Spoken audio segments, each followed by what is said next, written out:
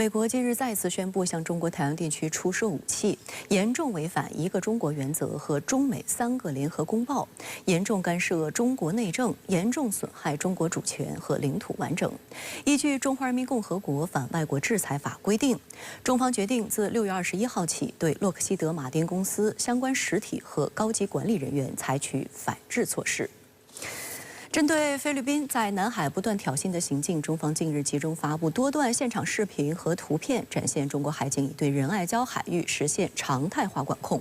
近日，英国《金融时报》报道称，菲军方秘密加固了非法坐滩仁爱礁的军舰，也使得菲方此前一贯强调补运的只是所谓人道主义物资这一说法被狠狠打脸。 非武装部队21号称，在19号下午1点49分至3点56分之间，监控到4艘中国海军舰艇在巴拉望岛12海里范围内航行，其舷号分别为105、168、570、907。当时，其中2艘正向西南方向航行。菲方称，这些军舰经过的区域是国际船只通过菲律宾水域的常用航线。另据菲律宾巴拉望新闻网20号报道称，有当地人19号在巴拉望岛巴拉巴克海峡附近目击到2艘中国军舰航行，其中1艘军舰标有数字105。该目击者称，当时他距离该军舰只有约100米，能清晰地看到舰上的中国国旗。 报道援引分析人士称，巴拉巴克海峡将马来西亚沙巴州和菲律宾巴拉望省南北隔开，东西连通南海和苏禄海，被视作第一岛链上的战略要地。105则是中国海军055型驱逐舰大连舰的舷号。随着南海紧张局势加剧，这艘军舰经常位于演习的最前沿。 而据解放军南部战区20号发布的消息，近日南部战区海军某支队组织多型舰艇奔赴南海某海域，围绕对海射击、协同反潜、航行补给等多个科目，展开跨昼夜长航时实战化训练，检验多项战法训法运用成效，提升编队协同指挥能力。当天的发布内容还包括13张高清图片，展现相关演训场景。此次跨昼夜长航时实战化训练，提升了编队对海突击、反潜等综合作战能力。 此次前后长航时实战化训练，表明中国军队有能力维护国家领土主权和海洋权益。中国海军海上防御作战能力的增强，对于个别企图在南海滋事挑衅的小小之徒，也是一种有力的威慑。 时事评论员张军社向深圳卫视分析称，万吨大驱是中国海军的最新型的大型导弹驱逐舰，装备有先进的雷达和电子系统，侦察预警能力强大，还配备了新型的防空、反导、反舰、反潜和对陆打击武器系统，具有强大的综合作战能力。 20号至21号，中国媒体还发布了多段与仁爱礁有关的视频画面，其中一段运用无人机巡视仁爱礁的航拍影像被首度公开。视频中的仁爱礁宛如南海上的一片仙境，而与仁爱礁旖旎风光格格不入的，则是破败不堪的那艘菲方非法坐滩军舰。实际上，仁爱礁问题的历史经纬十分清楚。1999年5月9号，菲律宾海军马德雷山号登陆舰以所谓技术故障搁浅为由，在仁爱礁非法坐滩，企图改变仁爱礁现状。相关侵权挑衅活动受到中方坚决阻击和有力反击。环球时报20号发布的视频显示，近日中国海警在仁爱礁周边海域开展常态化演训，对海上维权执法过程的相关处置措施开展重点演练。发布内容强调，中国海警已对仁爱礁海域实现常态化管控。中国对南海诸岛的主权和在南海的相关权益，是在漫长的历史过程中确立的，具有充分的历史和法理依据。菲律宾的任何侵权挑衅行为都改变不了仁爱礁是中国神圣领土的事实。中国海警在仁爱礁海域开展常态化维权执法活动，表明中国已经并且持续对包括仁爱礁在内的南海诸岛实施常态化管辖。新华社21号发布的55秒视频则显示，6月12号，中国海警在仁爱礁海域开展执法活动，菲律宾非法坐滩军舰人员不仅主动上前挑衅，还向中国海警执法员喊话骚扰。中国海警执法员对此严正警告。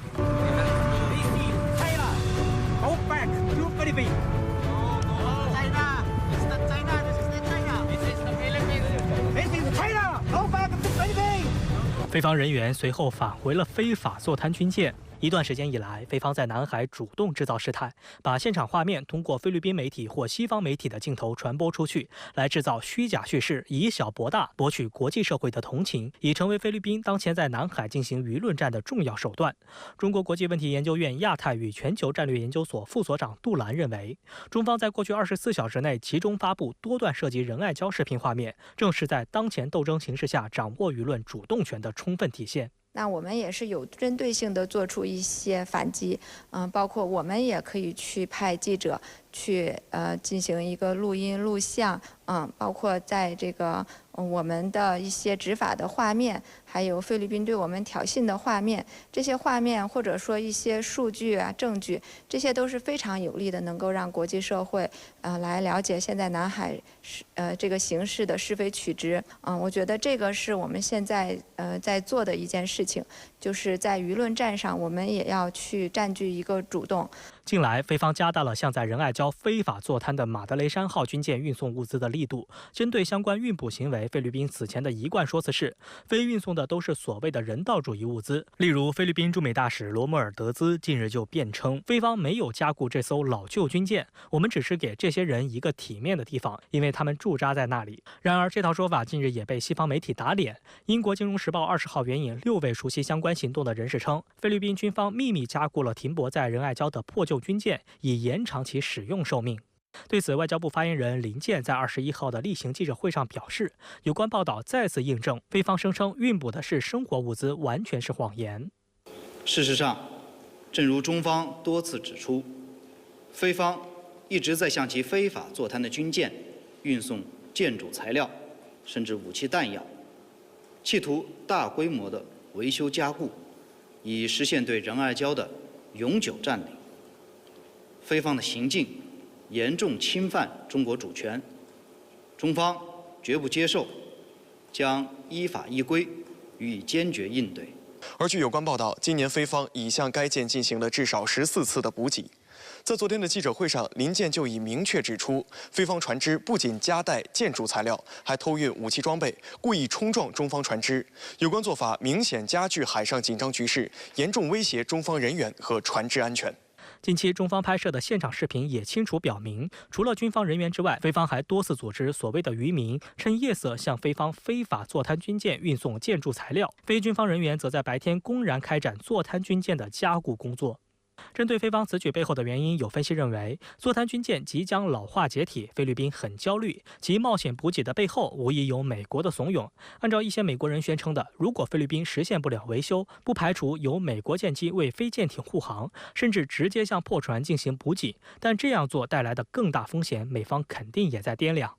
站出来帮腔的不只有美国。17号的冲突事件发生后，日本外务省18号发表声明称，对最近导致菲律宾船只受损和船员人身伤害的危险行为表示严重关切，并对于日方在南海问题上发表搬弄是非、颠倒黑白的错误言论，中国驻日本大使馆发言人21号提出严正抗议，表示坚决反对日方借南海仲裁案非法无效裁决向中方施压。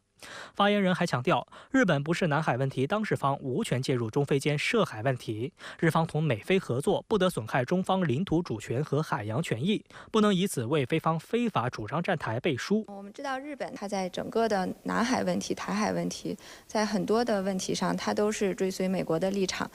最近它也是在这个美日菲的这个合作机制下，也进一步的加大对菲律宾在南海问题上的一个支持，来借这个机会加强与美国以及美国在这个本地区盟友的合作，提升其他国家对这个南海局势或者说亚太局势的关注，然后来达到它就是提升自己在这个地区的影响力、话语权，这些都是为了它这个国家自己的利益，而不是从这个整个地区的和平稳定局势的这个角度来出发的。